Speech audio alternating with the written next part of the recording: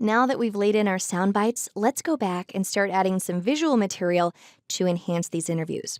So since the last movie, I've continued laying in sound bites one after another, building the foundation or the backbone of this promo piece. I've removed sections that I didn't want to include, and I've even added just this little space here where I wanted the sequence to breathe a bit. So the first thing I want to do is just, I think, move everything over to the right a little bit because I want to start this off with just a few shots of the greyhounds running in slow motion over music. So there's a couple of ways that I can do this pretty easily. I can lasso everything and then just grab a clip and move it down.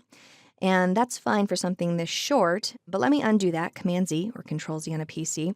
But if you want to grab the entire sequence in your sequences, 5 minutes or 50 minutes long, you might want to use a different tool. These buttons right here, track select forward, keyboard shortcut A, and track select backward, shift A, are pretty useful. So I'm just going to press A, and you'll notice my cursor changes into these double arrows.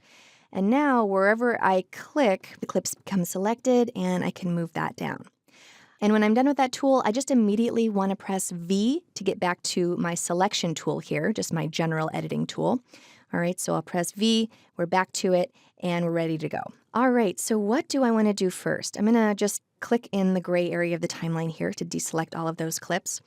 And I am going to just add a couple of shots of greyhounds running right before Barbara starts talking. So let's zoom in a little bit. I'll press plus a couple of times.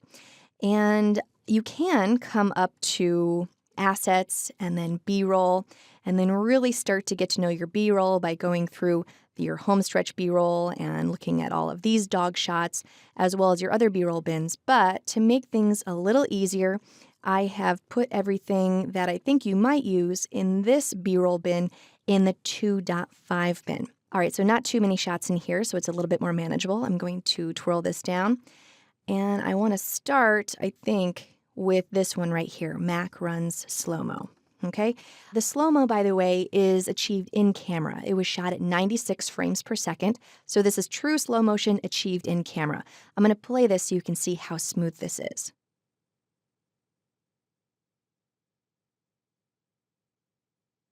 All right, so let's pick this part right here. All right, so I'll mark an in, and I'm going to play forward by just pressing L. And as it played, I actually marked my out point. All right, so that's the great thing about JKL. As you're navigating using J to go backwards and K to pause and L to go forwards, you can actually just extend your fingers just slightly and mark an in and an out on the fly very easily, okay? I'm going to undo that, Command-Z, and get my in and out point back where they were. All right, so this is the first shot that I want in this sequence. For this one, I'm just simply going to drag it down. And there's no sound associated with this, so I'm just going to turn off my audio and drag it down like so on V2, okay? So V1 is reserved for my interview video and V2 for my visuals or my B-roll. All right, so let's make sure that we snap to the end of this clip, which I can do by pressing my down key. And aha! You see what happened here? It actually went to the next edit on the selected track. So you see that V1 and A1 are selected, but not V2. So I'm just going to select V2 and then use my up arrow key. And now it's going to include V2 in snapping to those edits. Next up, I'm going to go for dogs running outside in slow-mo. And let's go ahead and play this. I'll go forward with L. And I'm going to mark an in and an out on the fly where I want this to go. All right, I think I'm going to mark an in there.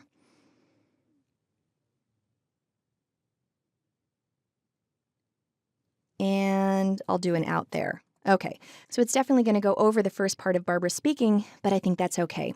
So this time, instead of dragging and dropping, let's use the keyboard. First thing I need to do is set up my track selectors. Right now, my video on my source side is set up to go to V1 in the sequence. That's not what we want. We want it to go up to V2. Okay, so I've got V1 on the source going to V2 in the sequence, which is exactly what I want. I'm going to turn off my other track selectors. And this time, instead of doing an insert edit, like we learned in a previous movie, I'm going to do an overwrite edit. So that's this on-screen button here, or the period key. I'll press period, and the shot was edited in. Now let me undo that, Command-Z. And I want to show you what happens if you do an insert edit. So insert edit, if you remember, was the comma key. I'll go ahead and press comma.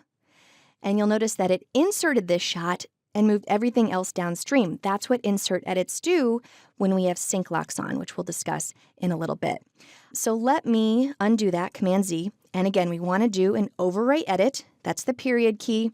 And we have overwritten this shot in this location in the timeline. All right, so we have Mac running. Then we have these dogs running. And we have Barbara starting to speak here. Many people who start looking at greyhounds or who come to the meet and greets and have never seen a greyhound before. All right, pretty good, but this shot here is rather long. Let's take a look at exactly how long it is. I'm just going to park in the middle of it, make sure that V2 is selected, and then I'm going to mark this clip. I'm going to press X to do that. And we can see here that this is almost an 8-second shot, okay? So 7 seconds and 22 frames. Let's go ahead and cut that down a little bit.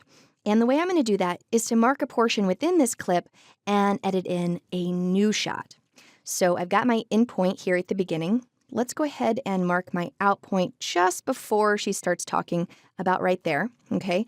And now let's find a new shot to put into this section.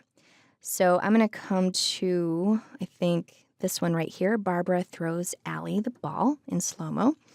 And I want to find the right part of this. This is where she throws the ball, and that's where she goes. So let's have the ball leave Barbara's hand and have Allie start to chase for that ball. So in this case, I'm going to just mark an in point. And this is called a 3-point edit. I've got one mark here. This is a mark in. And I've got 2 marks here. I've got a mark in and a mark out.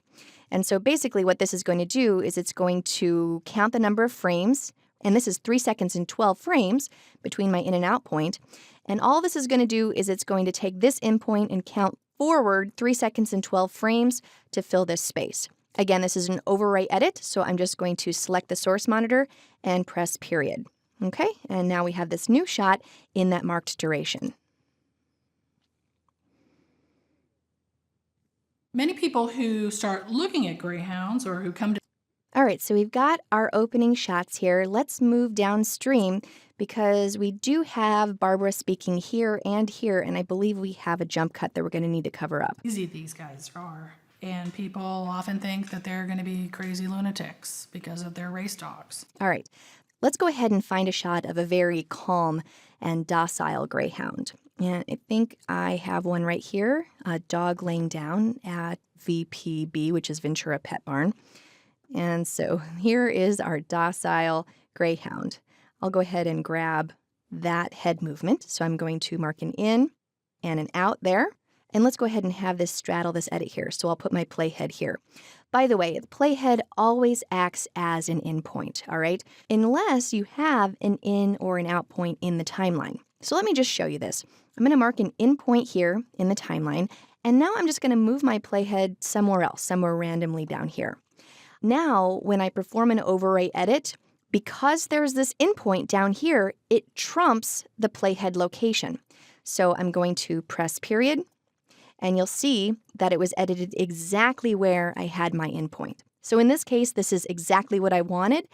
But in other cases, sometimes you think your playhead is acting as your in point, but then the shot gets edited into a totally different part of the sequence that you didn't plan. And that's because maybe you had a straight in point hanging out down here, and you were zoomed in over here, and you didn't even see it. Okay, so be mindful of those in and out points in your sequence as you're editing. To clear your in and out points, which you'll do all the time, I'm going to back out here so you can see this being done, but it's just Option X, okay, and I've cleared my in and my out point. Let's come back in here, zoom in, and I'll press my up arrow to go back to this edit. And I think we want this shot here, meet and greet 4. And just want to scrub through this. So we have another head turn here, and I think I want to use that. I'll go to the end of the head turn and just go a little bit further and mark an out point in this case. So before we marked an in point, here we have an out point because we want the action to end at this exact frame. And then here in the timeline, I'm just going to mark an in. People often think that they're going to be... And an out. And here we have a second and 18 frames. So what it's going to do is it's going to take this out point, count backwards 1 second and 18 frames, and we'll get that head turn. Okay? So again, I'm going to select the source monitor and press period. And let's take a look. These guys are. And people often think that they're going to be crazy lunatics.